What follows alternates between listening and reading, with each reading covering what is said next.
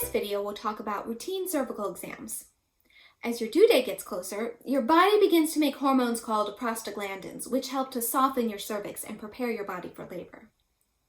Now, normally, your cervix is a really thick and circular muscle, and it stays tightly closed.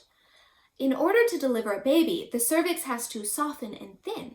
This softening is also known as shortening, effacement, and sometimes ripening. Eventually, the cervix is stretched so thin that it allows the baby's head to rest right at the opening.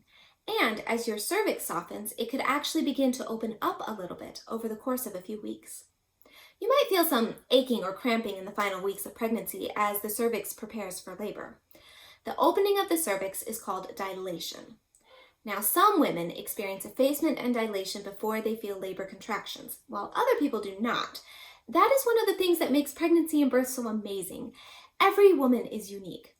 If your provider checks your cervix in a prenatal office appointment and it is closed and not effaced, don't be discouraged.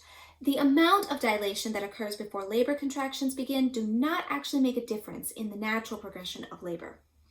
Also, for some women, this effacement occurs over several weeks, and other women experience it in a few days or in a few hours. Every woman's pregnancy is unique. One final and important note on this topic. Research has actually shown that routine cervical checks do not provide much benefit, but they are really uncomfortable for mothers. Because routinely checking a cervix will not change your plan of care, you can actually decline cervical exams in prenatal office appointments. Besides discomfort, cervical exams in an office could potentially introduce bacteria to your cervix, and if you're dilated, there's a risk that your provider could break your water by accident during the exam. These risks are really small, and your provider will do their best to prevent those issues. But because of this, many women decide to decline the cervical exam. Other women really like to know how soft their cervix is becoming.